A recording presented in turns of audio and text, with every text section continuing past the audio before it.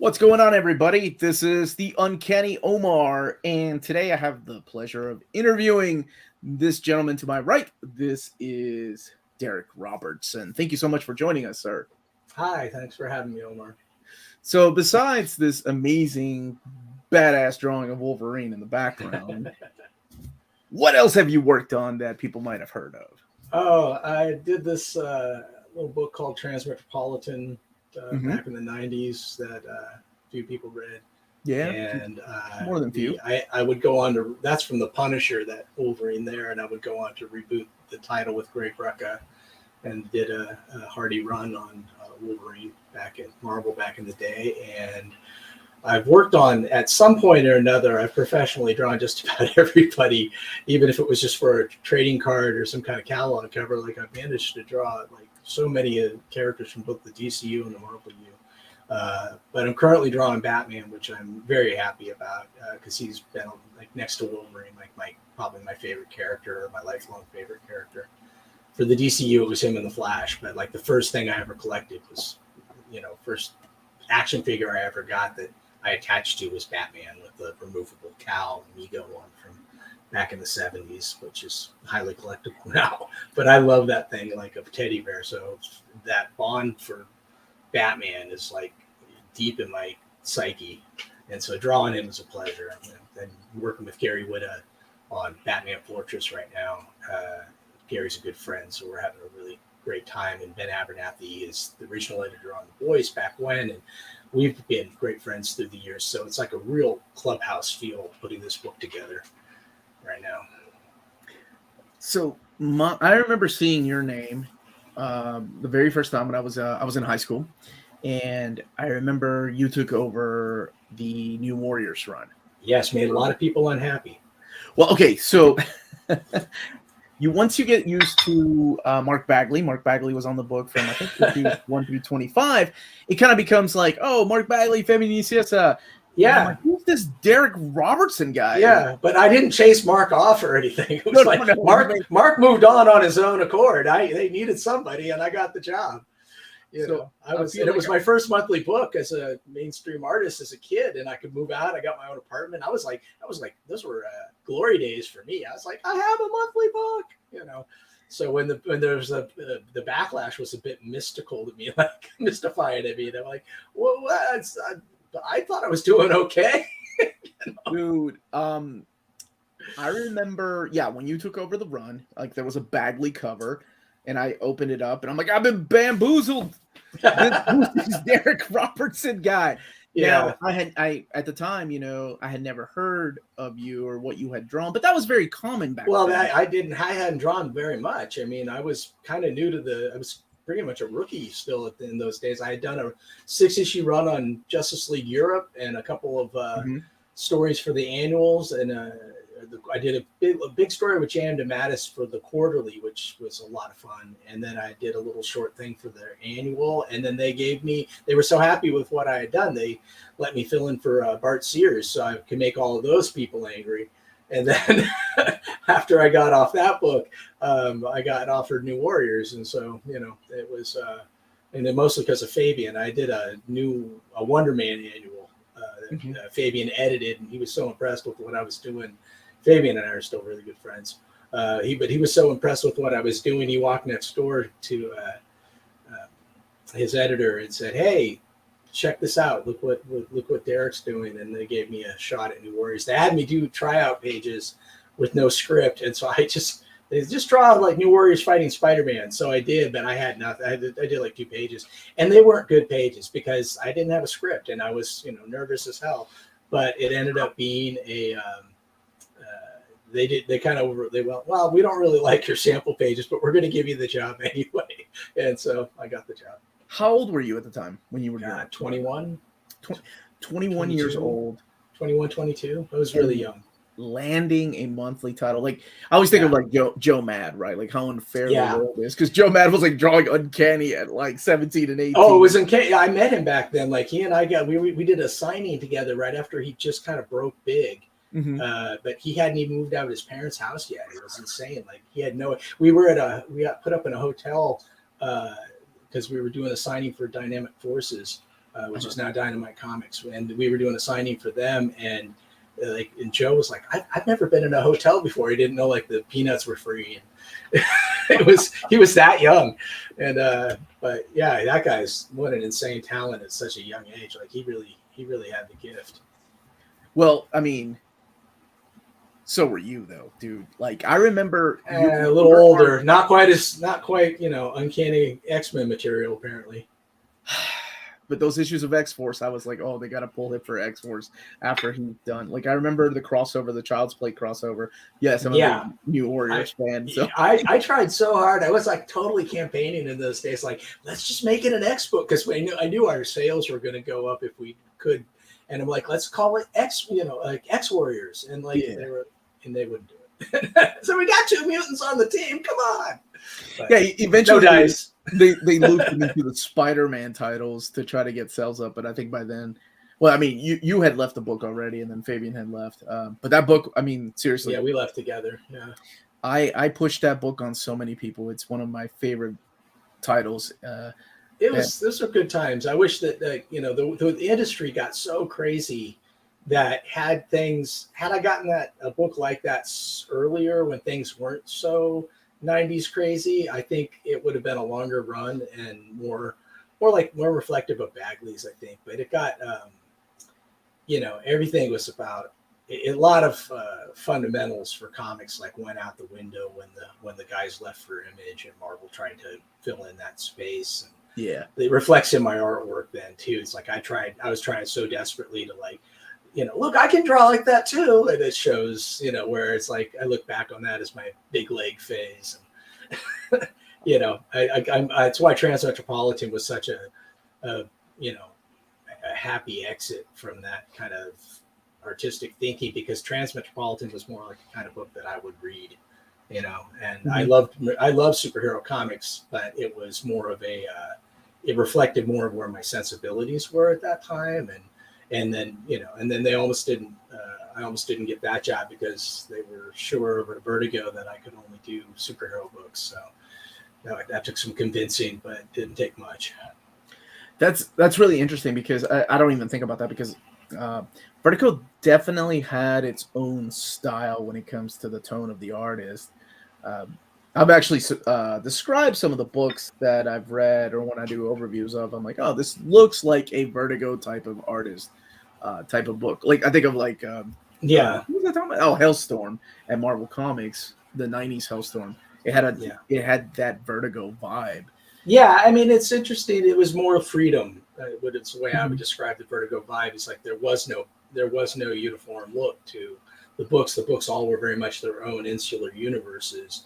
You occasionally have like spin-offs or crossovers with like Swamp Thing and Hellblazer, but in general, Preacher was its own world, Invisibles were their own world, Transmetropolitan was its own world. Didn't really matter what was going on in those other titles, so we didn't really reflect each other in any way. Yeah. So how did you go from superheroes to something like Transmetropolitan and then eventually The Boys? How did that path lay out for you? Was it things that you wanted to work with? Was it editors that, kind of like Fabian, like you said, were like, hey, this guy's really good, you should reach out? Yeah, well, I mean, in the case with Transmetropolitan, I was working at Malibu Comics for the Ultraverse. And it was in their waning days. I'd already created a bunch of stuff for them, co-created a bunch of stuff for them, and designed a whole lot of their characters. And they wanted me to stick around, and so I was going to write and draw my own book for them, which is one of the reasons I wrapped up on New Warriors, and then they went in the toilet, and I wish I just stayed on New Warriors. But me too. But in the last days, just the monthly grind was getting to me, and I didn't like pumping out that work. I like to enjoy my work to some degree. But month after month, and I was just barely keeping up with the deadlines, and it started to show, and I didn't like that. I feel like the fans deserve better than me hacking stuff out. They deserve my best work, not my fastest work. But on that note, Warren Ellis was very talented, and I spotted that right away when we got assigned to do a book called Ultra Force. And it was like this kind of meandering team book that, had potential, but it was the kind of thing you hand a couple of new guys like us. But what Warren did with that book, like immediately, like it just elevated the characters. Like he had a sense for them. He had a scene I remember in one of his scripts, and it said like they're all in their headquarters working out this mystery assassination, and they're eating bacon sandwiches and drinking coffee. And it was like such an interesting detail because it wasn't anything that I could really illustrate to make the audience aware of. And it wasn't like the bacon in the sandwiches was going to turn them into mutant pigs or like that. So it was plot oriented. It was just a side detail that made them very human.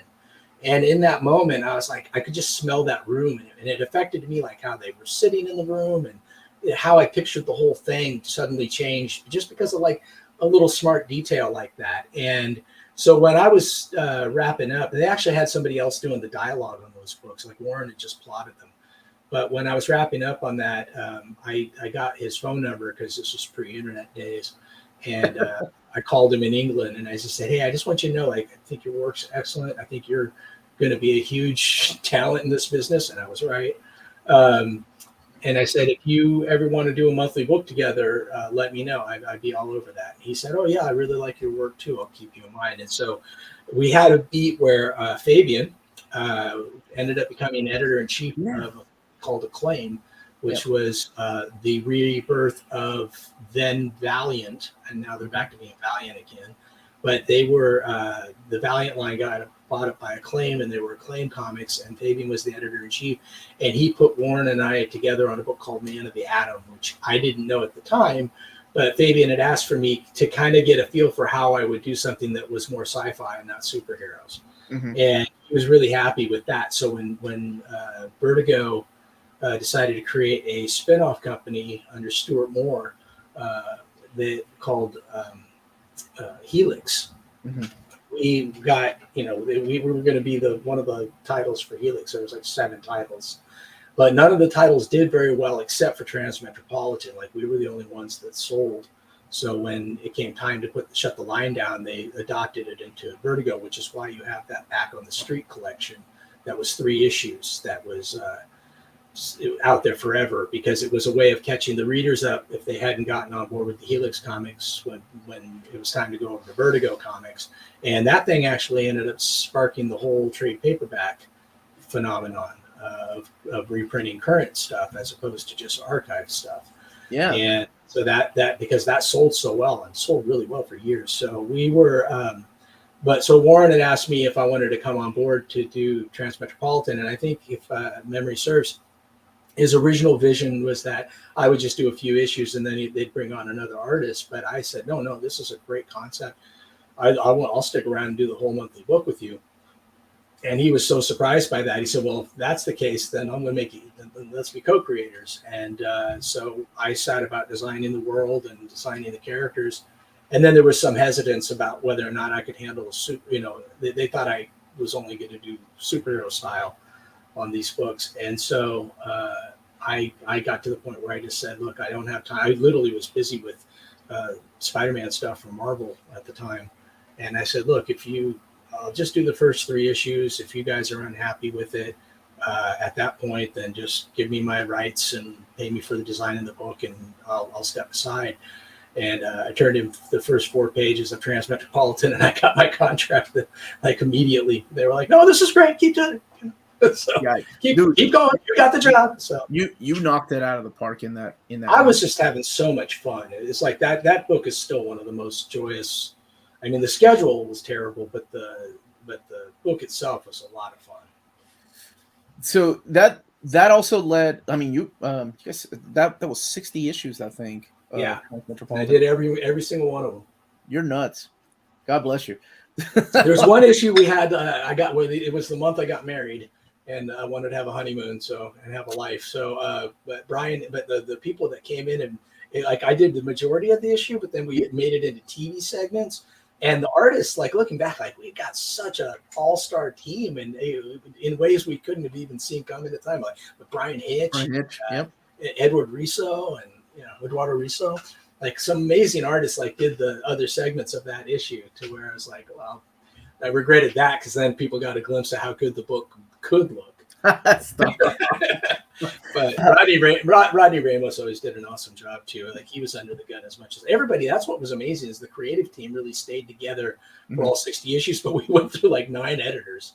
Like editors kept like dropping like flies. They would go out like Axel Alonso would go off to Marvel, and then ultimately become editor in chief over there. Cliff Chang was my editor for a little while. Now he's like a superstar artist. Yeah, I was gonna say Cliff's an artist now. So and that was also during the time when DC was going through changes of like absorbing the Wildstorm universe, like a little bit later towards your run. So then you decided to go back to Marvel after that. And yeah, so, well, I was always working. I was always working simultaneously for both. I mean, so even if you had a contract with DC, I was never exclusive. I wasn't exclusive with DC until The Boys. When they wanted me, when Garth and I went over to Wildstorm to do The Boys, that's when they hired me exclusively, and that was supposed to be my book. But no, that was the. But up until then, I wasn't exclusive with anybody. I was freelance, so. And a lot of times I'd have idle hands while waiting for the next script to come in. So it gave me time. So I like to be busy. Like if I have time to, it's like my old fast food work day ethics still in me, like time to lean, time to clean. So in this that was my old boss at the fast food restaurant. So for me, it's like if I had time on my hands, I couldn't afford to just take 2 weeks off. I had rent to pay, and I was on my own from a young age. So it's like I've always been. It's still middle age, and I'm desperately scared I'm gonna be without work. It's not even logical now. I have more work than I can handle, and I'm grateful for that. But I mean, it's like I'm always worried that I'm gonna be like scrambling for a job at the last minute, and so I never allowed myself to be out of work. But I think you're gonna be okay. And I hope so. And there's always. You never know. Those people that draw the caricatures of people at the park. Right. I don't want to be him. Yeah, right. Because they'd be mad. I would do it in my own style, and I've learned that people don't like the way I draw them. So. And then you'll have somebody at the park going, "Oh man, what happened to the last guy? I liked his style." Yeah. I'm going back to the frozen banana booth. Yes, dude. You when you went back to Marvel, that was around the time when I was coming back to comics. I took a break from comics. Right out of high school, I took a little bit of a break, and I came back, and I remember it always put a smile on my face to see all the names that I recognized. Even though to me it felt like decades that I've been gone. In reality, it was only like 7 years or so that I've been absent from comics, so people were still working in the comics field. And I remember seeing your name, and your name popped up with Wolverine, and there was a Punisher. There was the two stories with Garth. I did 3 of Marvel Knights. Yeah, the Marvel Knights, Punisher, and the 2 of them were with Garth, but the 2 of them were with the Punisher and Wolverine. And you just tell Garth was not a big Wolverine fan. And, but for me, it's also the same thing. It would lead on to how our chemistry would work on The Boys. But he and I had done some work. We had worked together at Marvel while I was working on Transmet. So like we did Fury Max. And Punisher Born, like you must have had fun with Fury Max, man. It was great. I mean, it was that's been awesome. Made people so angry. Of course, but it was funny. I was really surprised, like that, like the stuff that upset people. But because it's sort of like if you did it in a movie, it would be okay, but if you do it in a comic book, you've crossed a line, and I don't. Unless you're trying to sell it to the wrong audience, like kids. But if you put mature readers on the front and say, this is not for kids, and then you just tell a mature story, it seems to me like it's on the cover. You don't have to read it. But, anyway, I don't know. Yeah. But it made me laugh. But yeah, Fury Max was a lot of fun. And then that would lead into some more work at Marvel. And then these 3 issues of The Punisher where I filled in for Steve Dillon. But those 2 issues with Wolverine and Punisher fighting, I can't believe how much people still remember those. Like they seem to have stood out over the course of time. Where he gets blasted in the face. That was it was my. And then I remember to talk Joe Quesada into leaving the panel alone. He's like, "That's too much, Darick." I'm like, "No, I think this is going to be great." But I said, "This is like so. This is so raw. Like people are going to go crazy for this." And I think they did. But it's like I guess I was always afraid of. I would always like to cross that line. I guess I didn't do it to be provocative. It just was good comics to me. And man, did you get to cross the line a lot, especially when we get to the boys. But Well, that's kind of what all led into that, because that chemistry that we had, even doing the Punisher and Wolverine would kind of bleed into like what, and it took us a long time to actually get our schedules aligned to get the book going, but we were working on it for a few years before anybody saw anything. So before you went over there, you worked on my favorite character and one of your favorite characters, and that is Wolverine. You worked with Greg Rucka at the time. Yeah, who's great. And I remember I talked a little bit before we started doing this interview that I had interviewed you in the past when I had a podcast, and we both were pretty heartbroken about the changes that were going on at the time with the character of Wolverine. You drew Wolverine like this guy that actually was weighed down by his adamantium bones, and I thought it all out. We were talking about this before you started rolling, but I had thought about it extensively for years. So for me, I was always sort of surprised that it was, if you look in the Marvel handbook, he says he's 5'3", and Scott Summers is 6'1" or 6'2". So I'm like, the height difference. I'm not a tall man, so like I know what 5'3" is, because I'm only like 5'7" if I stand up real straight. So that's like my shoulder. So I know, and most of my friends are tall for some reason. So like I got a lot of friends that are over 6 foot. My kids are almost 6 foot. So like I know where I stand when I'm talking to them. So that's just the way I would draw it, Right. And I also liked when I was doing the book with Greg, with Rucka, like I wanted to actually purposely make everybody bigger than him, because I think that's kind of badass. Like if you're the little guy and nobody's going to see that coming. Like he's in a bar, hunched over, just minding his own business, and somebody's going to mess with him. Get out of the way, shorty. And they used to call him that, like in the Claremont run, like everybody referred to him as Runt and all kinds of stuff like that would justify that he's this little guy. But man, it would be the worst mistake of your life to just assume that you could push him around. Like he could take on the Hulk. And then everything changed because of the movies. Yeah, Hugh Jackman. Yeah, well, I mean, Hugh Jackman was amazing. I mean, he was great. It's not his fault that he was born with incredible genes, but it's. But he was tall, good looking. The comic. But I heard that they were steering more into my version as they made the solo movies. So. Apparently James Mangold bought some of my original art and said that Jackman was really liked that version. So that is awesome. But at that time I think that's what they wanted to portray in the comics. Like we got to make sure that the character looks like the movie character. Well, I think they wanted a synergy there, and obviously that was like there was more going on behind the scenes that I was privy to as just a freelancer. So, I was just the big nerd going, oh, but Wolverine's only 5'3". I should have just... You weren't alone. I should have sucked it up and just done my work and like, okay, I'll make him 5'6'3" if you want. But, it's their character. I should have just done what I was told. But, like, the fan in me wouldn't, like, let it go.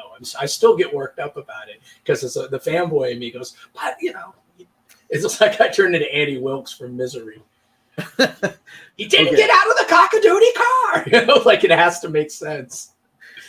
So then, so The Boys has an interesting history because it started as one of those Wildstorm titles during that transition period. So it was being published by DC, and I assume I don't think this was ever made clear. Like they saw a script or they saw an issue and they were like, "Yeah, we can't publish it." Oh, the Why We Got Canceled story? Yeah, like no, we were about four or five issues in. And suddenly, but it was weird because we were doing it at Wildstorm, and Wildstorm was supposed to have this autonomy at the time. So, and we were the best-selling book that they had in years. So I think it was a huge hit, and people were loving it. But it climbed the ladder on the DC end of things, and a lot of people were really shocked and offended. And to be fair, I mean, if you read those titles, it was, if you look at the early issues under Wildstorm.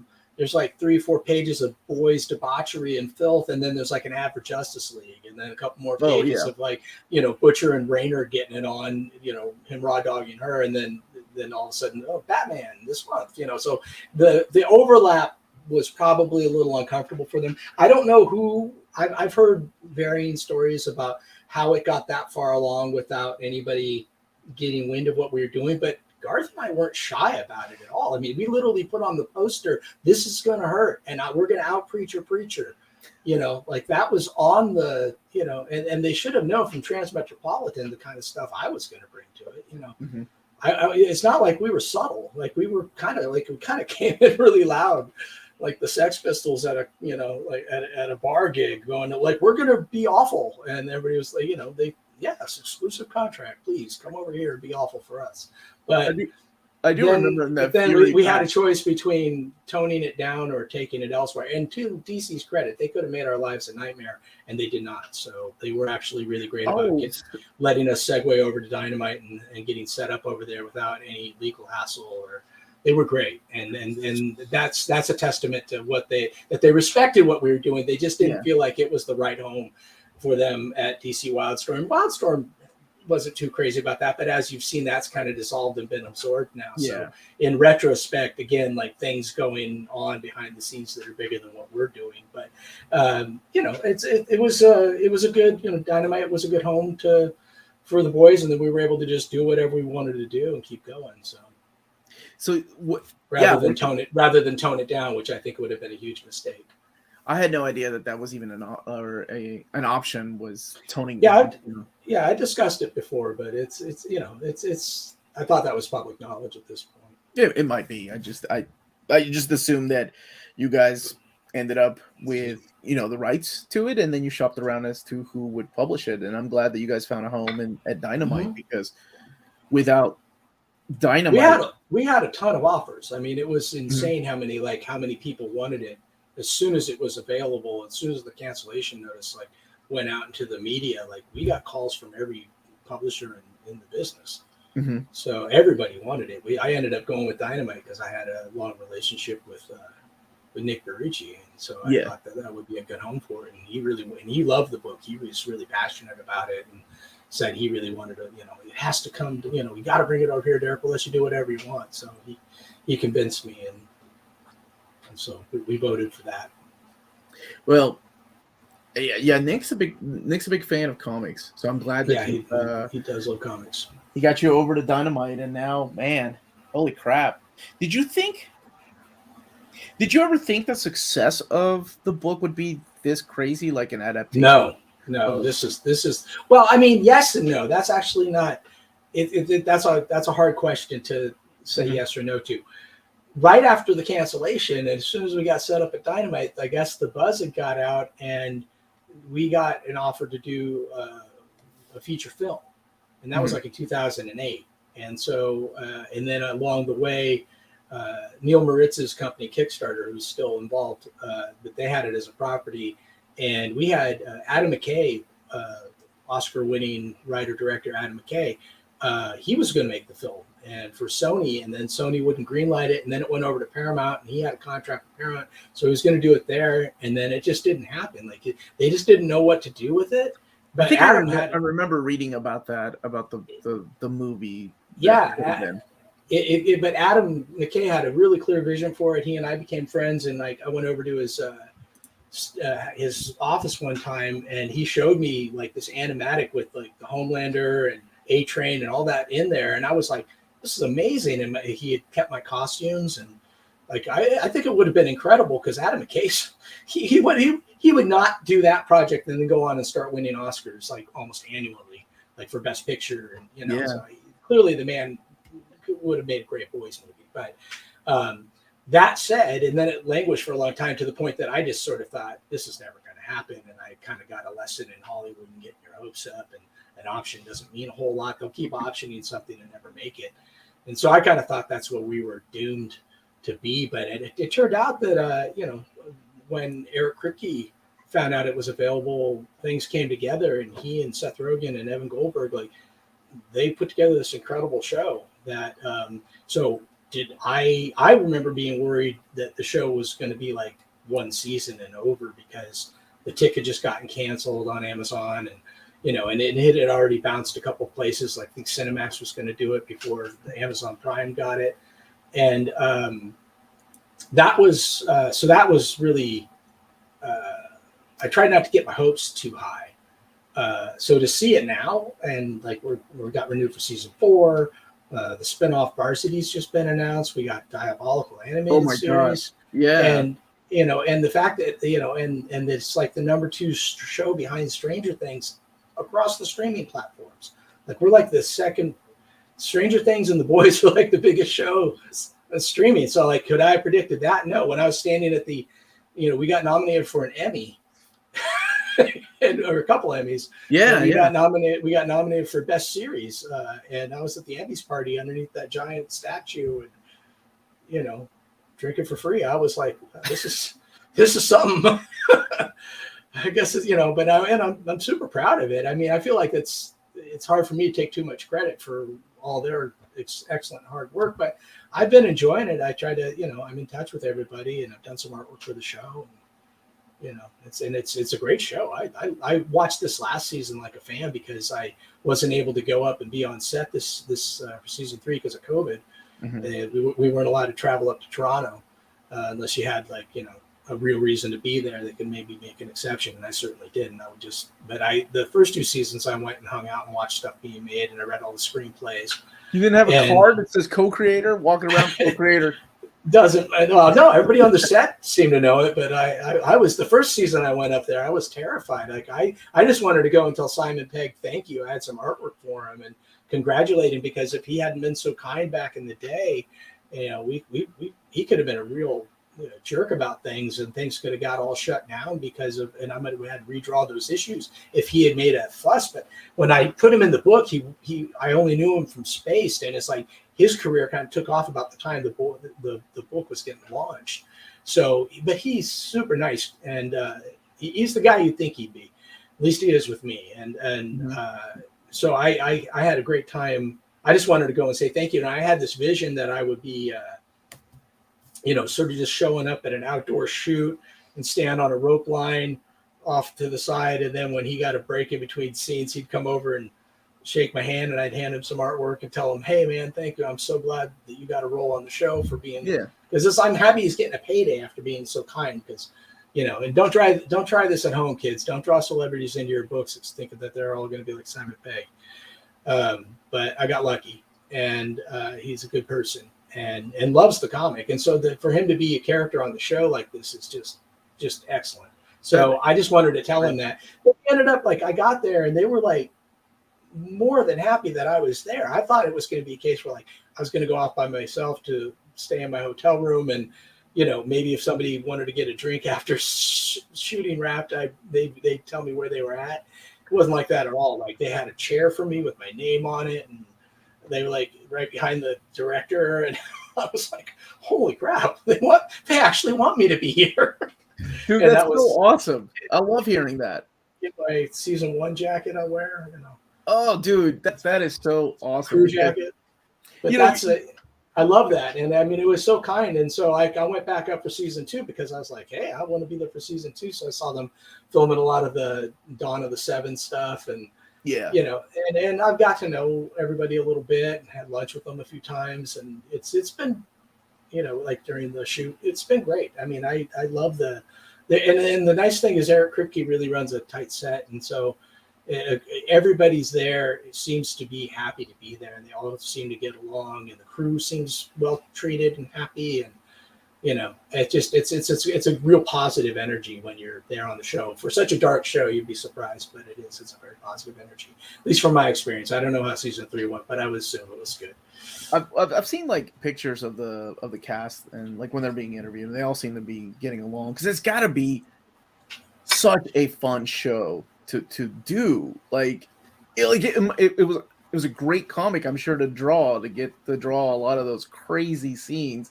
And I'm sure you had a lot of input in some of the stuff too, that we're like, no, let's do it a little more grotesque. Well, I mean, sometimes I think I push things too far sometimes. That's probably got us into trouble, but it's I would never take credit for, Ennis's amazing imagination, because that guy goes some dark places with his mind, but I always wanted just to draw, like when we first were talking about it, for me, I'm like, wait, I get to create original superheroes and I get to work with Garth Ennis on an original thing. Sold. That's all. I don't care if they're doing awful things. It's just, I'm still drawing superheroes and having fun with that. And my love for superheroes, which clearly is on display, my love for this stuff is, my Marvel section is behind my computer. So it just happens to be what's on camera. But my love for that stuff is unabated, and a lot of people thought, because of the theme of the boys, that we were somehow going to, like, that I hated superheroes or something, and I don't at all. But Ennis comes at it from a very different approach, because he doesn't have that childhood nostalgia for these characters that I grew up with. Right. So I brought that to it, where he had this, much more. It's not even that it's cynical. It's like he just sees it. He sees it sort of for what it is. Like, people running around in costumes just doesn't make a lot of sense to him. That's why his take on the Punisher was so brilliant. It's like he took off the white gloves. Like, I remember him saying, like, this guy wouldn't wear white gloves, And I'm like, you're absolutely right. He made him more into that tactical gear guy, and he knows everything about weapons and war and all kinds of stuff. He's almost an encyclopedia for that kind of stuff. So in that regard, like, it was it's the where we both saw that world, I think, is why it was such a good combination, is because I love the characters, but I also love the sardonic edge to it. I think because the whole idea was, if we really did have superheroes in our world, they would be corrupted just like everybody else. And the show has done a brilliant job of expanding on that aspect a lot. We see the wider world in a way that we couldn't cover in the comics, like the Vought News Network and all that kind of stuff. Brilliant. It's one of the questions I get, like, when I'm doing overviews, because we just recently did overviews of the Boys, the omnibus editions, the hardcovers that Dynamite just released after being out of the definitive editions were out of print, so they decided to make them into 3 beautiful omnis. Yeah, they're really nice looking. Yeah. So one of the questions I get is like, which is better, the show or the comic? And that question is so difficult. They actually are running on 2 different tracks at this point. Like everything that made the comic work is alive and well in the show, and the characters are excellent. Like, they really understand the characters, but they're telling their own stories. So if you want to jump in and start reading the comics, I have a famous friend that actually said, I don't want to read the comics because I'm afraid it's going to spoil the show. And I said, oh no, you go ahead and read the comics, because they're running on 2 parallel tracks at this point. There are some spoilers, I guess, but I mean, like, Homelander never had a kid in our comic. It's like, all that's part of the show. Like, that whole backstory with Payback and Black Noir, like, that's much more intricate on the show than we ever went into. I was just happy to see Swatto brought to life, because I like designing those characters, and it was really always cool to see. Like, when I first went to ever saw the offices, like, my artwork was everywhere. They really cared about making it feel authentic, and the way they interpreted the costumes still feels very at home with what we originally envisioned. So I'm really grateful that we got because I mean, in the wrong hands, this show would be a nightmare, in my opinion. I mean, I think in the wrong hands, if somebody didn't get it, it would just be either just a nonstop horror show, or it would be too goofy to take seriously. And it's that fine line that they walk, and they really do a great job with the TV show, like the way they brought in the animation into this last season, and really, really clever. I mean, stuff that we didn't really. Stuff we didn't explore really in the comic is so. I mean, you can enjoy the comic for what it is, and it is it's a very different story with a similar tone, and you'll recognize some of the characters. But like, our Deep was a guy in a diving bell. Yeah, I remember. And that was supposed to be kind of a joke, and I gave him a cape because an underwater dude with a cape seemed so stupid to me, and. But that's the kind of how we were approaching it. Like, it was supposed to be like the superheroes were supposed to be a little silly looking, so when the boys took them on, it wouldn't be so serious, And I think you said it, like, it's going on 2 different paths. but the heart of the comic is still there, the idea behind it, because Yeah. if you're looking at it, like I interviewed Garth Dennis and I told him the same thing. I feel like sometimes people are turned off by the violence, and I respect that, right? Not everybody can do it, but if you think that's all this is, then you're really missing out on Right. one of the greatest reads, because there's so many layers to the story. The That's what characters are complex. I always felt that I never really saw us doing violence for violence sake. Like it was never Yeah. meant just to be gratuitous for, sometimes it's a punchline, but not usually for just for the sake of being gory. It was always pushing the plot line ahead in some way that I thought, and you needed to understand if you were reading that world, like how violent and dangerous this was for them. And otherwise you wouldn't get the full experience of what it was like to be amongst the boys and what their, if the threat level isn't like up here, you're going to sort of go, well, what's the big deal? But the way, so when it was shocking and gory and bloody, it's because it was supposed to be dangerous. Like Jaws wouldn't be the movie it is if the shark never ate anybody. Mm-hmm. Yeah. I've had friends that I also review TV shows on the channel too with my friend Amanda, and one of the things I remember one of my friends said was like, "Yeah, I don't think I'm gonna read the comic." I saw a review of a guy that's like he was explaining the TV show and the difference from the comics, and he called the comics pretty childish violence, and I'm like, "What?" Then obviously he's not reading the right book. Like I said, I respect. Everybody's got their opinion. Everybody's got their opinion, Yeah, you're right. It's like you're not going to please. If you're pleasing everybody, you're probably doing it wrong. If everybody's happy, that means you're not really doing anything that original or dangerous or taking any chances artistically. Because if everyone's happy, that's sliced cheese and plastic wrappers. Everybody likes those. I'm more of a stinky cheese kind of guy. It's a good analogy. I guess. It's probably going to haunt me. Darick says he's stinky cheese. Did you want to do what you did with Transmetropolitan with the boys? Did you want to stick to every issue? And yes. The schedule just got ahead of you? Is that what ended up happening? The schedule just got to be out of control. So. Mm-hmm. Well, I'm glad you got to come back for the final issue. I was glad to do the final issue. It was really, I took once I left the monthly series, and we couldn't. I decided I was going to put my time into Butcher Baker and Candlestick Maker. So I was giving them more time to really just do my best work on that series, which was a great miniseries. So I was busy with it. I was busy with that while the monthly book went on with Russ Braun, who did lovely work. Yeah, absolutely. But he probably felt like you did, like following up Mark Bagley. This isn't Darick Robertson. I can't speak for Russ. All right. So did the boys, finished it out. Tell me about this Humble Bundle, Darick. What is this Humble Bundle about? I can't say Humble Bundle very well, but I just did.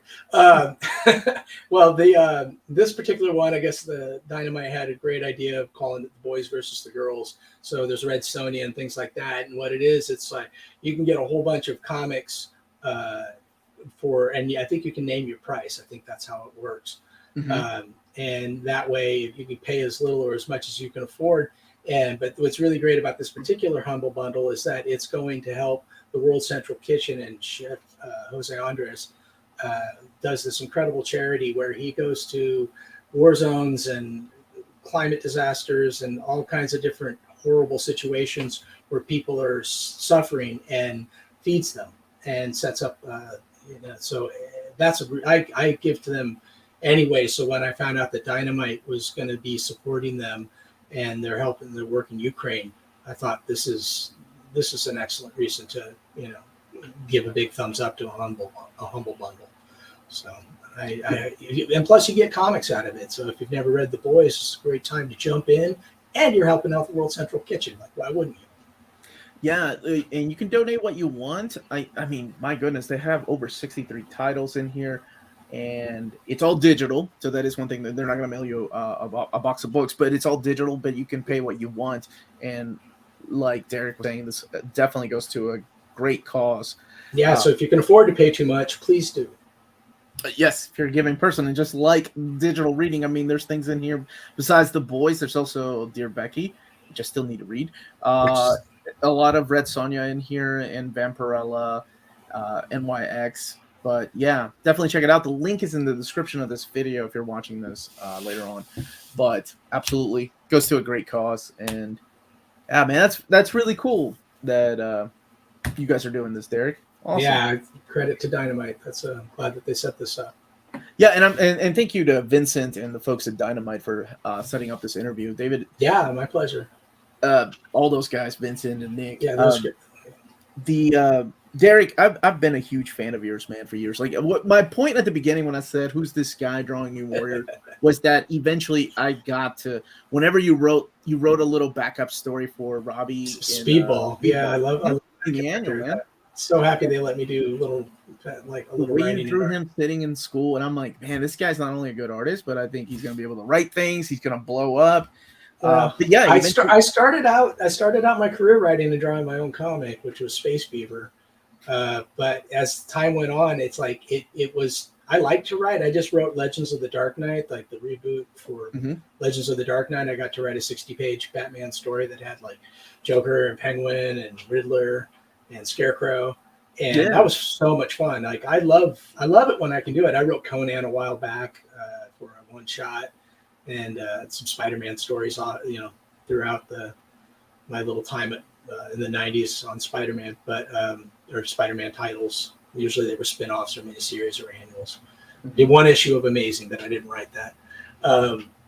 But with the writing, I really enjoy it. It's just there's so many people that are, much better than I am at writing, and when they want to work together, it's kind of hard to justify writing my own stuff when I can be working, with somebody, like Fabian, who's I want to work with again. Like there's so many writers that I want to work with and collaborate with that I'd rather do that than write my own stories by myself. Because collaborating is really sets me on fire. I have all kinds of ideas, and I usually bring them to anything I'm working on. Like, like right now we're doing Batman Fortress, and Gary and I have conversations about the plot, and the whole thing came together because we're friends, and so we start geeking out like friends, and it turns into a thing. And that's my favorite kind of experience. Like friends I can geek out with, that we can also work professionally together.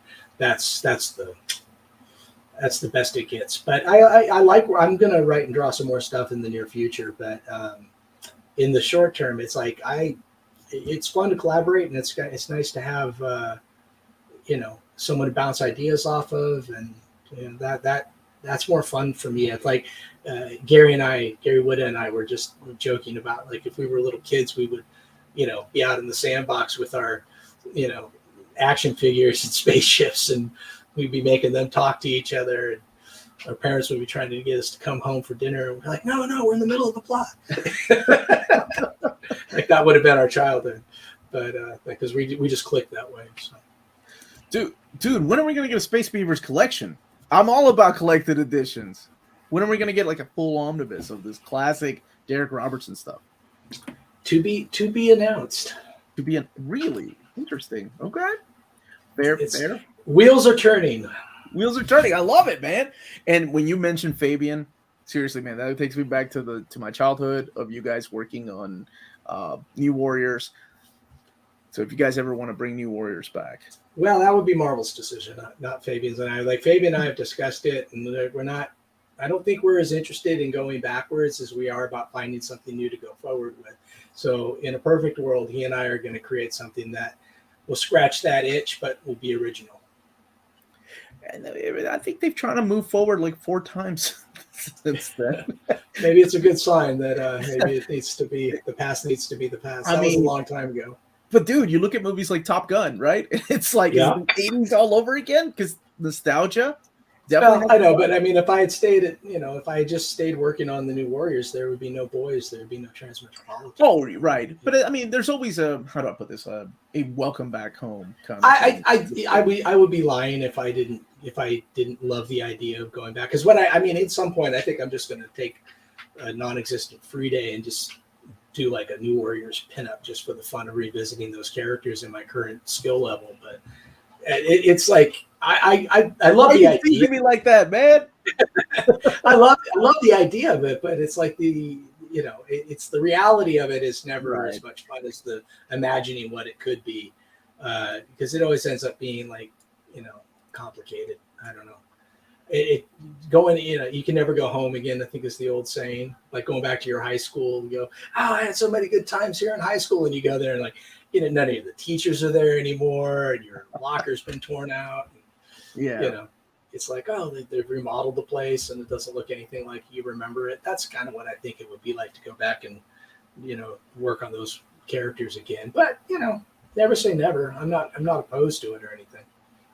So right now you are currently working on Batman Fortress. That's what number 1 is out. I think number 2 is out as well. Like number 3 is on deck, and it's an 8-issue series written by Gary Whitta, and I'm penciling and inking it with the excellent Diego Rodriguez, who has been coloring a lot of my stuff over the years. He's on colors, and Simon Boland, who it's like the dream team. Like I like working with these guys. Everybody I want to work with, I'm working with. So that with Ben Abernathy editing, it's been a joy. So it's an 8-issue series. I'm in the middle of drawing issue 5. So I should get back to work because I'm behind. I thank you so much for taking the time to join me. Oh, my pleasure. This interview, dude. I know you're a busy guy. So Batman, Wolverine, the boys, everything that you've gotten to draw, is there a particular panel or page that you're like, damn, that's awesome. That's Darick Robertson that you're so proud of? Yeah, that's hard. I mean, there's stuff that I try to. How can I put this? In all humility, I try to give 100% all the time. I never do something that I just go, oh, this sucks, but I don't care. I never feel that way. So good. That's good. Whenever, sometimes I'm tired. Sometimes I'm up against the clock. Sometimes I screw up. I'm not. It's like somebody went through a review of those, the Wolverine Punisher from 2002. When I did that, and I had a little baby in the house, and we weren't sleeping much, and I was on deadline all the time, and while I was doing those issues, and living in Brooklyn, and that I see that in the art, and there's a scene they were on YouTube like going through it panel by panel, and someone totally calls out this total terrible perspective that I did, where like this awning doesn't make any sense. It looks like an Escher drawing, but I look back at that and I go, oh God, I wish I could fix that now. And it lives forever in print, at some points you just got to let it go and move on. And, a lot of my career, because I started so young, it's like for most of my life, it was good enough has to be. And as far as I was concerned, like, hey, if the writer likes it and the editor likes it and they publish it and I did the best I could, that's it. That's all those are my 3 check marks. If I can't control if John likes it and Jane hates it, or, I just hope that I just know I'm doing the best I can. So do I look at anything in particular and go, wow, that's it for me? It's more like the feeling I had when I created it will come back to me more than looking at the work itself, because again, I'm always trying to do the best I can. But if I was in a good place, or if it was a personal achievement for me, like working on the first Wolverine issue with Rucka was a big highlight for me, because everything had kind of come together in my career at that point, where I was under exclusive for Marvel. They were paying me well. I was working with Greg Rucka, who I absolutely love. And we were working on my favorite character. And it just it was like one of those pinch me moments, like, oh my God, I can't believe it's happened, and that. So every time I see those early issues, I am immediately struck with, and I got to pencil and ink the first one, and I was really proud of it. It was the best-selling book in the nation when it launched. It was, it was. And need I point out, that was also before this big variant craze that came back. Mm-hmm. Like Yeah, there so we wasn't only had 30 the one variants cover. to Wolverine, no exclusives, no order Mhm. 300 and you'll get a free variant by Jeffrey Scott No, Campbell. It was one cover and that's it. yeah, and they ran the whole thing in Wizard before Wizard magazine when it was still around. They Mhm. ran the whole issue. They put the whole first issue in Wizard magazine, and it still sold like crazy. So I Everybody was was hyped, really, man. I was Renumber really, Wolverine, yeah. I was so proud of that. So I mean, it's like, so when I see the artwork, it's like I'm more drawn back into the where I was when I was creating it, as Yeah. opposed to looking at something and going, "Man, I'm good." I don't really get that feeling too often. I mean, there's stuff I'm proud of, but you know, I try to do everything where I'm proud of. Like I think the Legends of the Dark Knight cover that I did, number one, Mhm. with the Joker and Penguin, like that was a real moment for me because I had drawn an image similar to that in 1988 or 89 when I was just selling my art to stay alive and I wasn't getting published. I hadn't broken into the mainstream yet, but I really, really wanted to. And so I made that cover kind of mirror this old piece that I had done. And that was a real moment. I got that all finished and turned in, and the editor was very happy with it. And but I was explaining to him like this is a big deal for me because I still feel like that kid that couldn't get work, even though I'm a grown man now and getting fat and old. But I still feel like that little part of me that loves. That's why I keep the toys around me. It's like I have to keep that.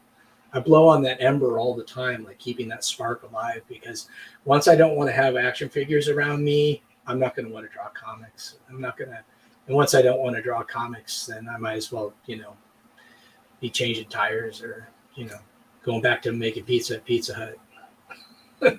Yeah, let's not That there's anything wrong with that. It's just something that I left in my past. So I'm Well, not really qualified to do much else. So I think you definitely found your calling, and I think this is a place where you belong and you will be around. And you're gonna be you'll be one of the old guard long time from now. That like I remember when I drew that. But honestly, man, hearing that story of the Batman cover, that to me is like bringing it back home. Like yeah, you drew that in '88, and now you're drawing it professionally. Yeah, and I wrote it too, which was like that was the cover to So the awesome. issue that I wrote the story, and it was a number one. So like I was sitting there holding it when my copy showed up, and I'm like, I have a Batman number one that I wrote and I drew in my hands.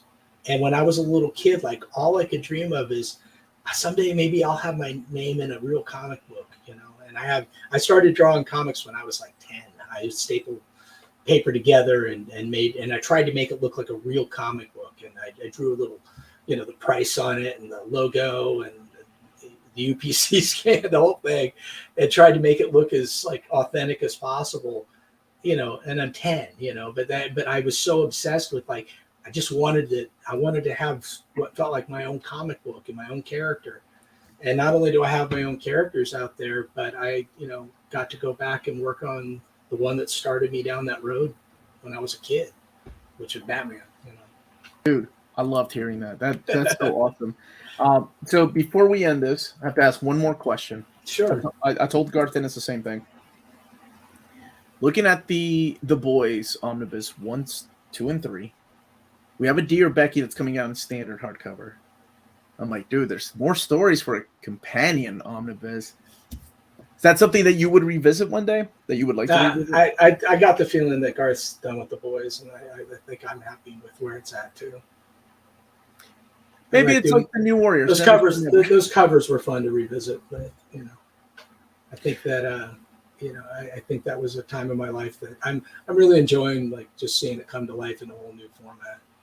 Now you get to be the fan from this side of things and enjoying it. Yeah, and like I met some amazing people because of this show, and I'll always be grateful because the comic book got me here. And but it's I'm trying to always look forward. It's a good way of looking at life, man. Thank you so much, everybody. Go and check out the Humble Bundle, please. Please help, and even if you don't feel like buying a bunch of digital comics, drop some money down to the World Central Kitchen, because if you got everybody gave $5, the whole world would be a different place. So true. Darick Robertson, one of my favorite artists. Thank you so much for joining us. Thank you, Omar. It was good seeing you again. Dude, it's always a pleasure. Anytime you ever want to come back on. Want to talk Yeah, about let me know. Batman, Wolverine, you are always welcome back. I'll just be telling the same old stories. That's all. I tell the same old stories all the time. Bro. It's okay.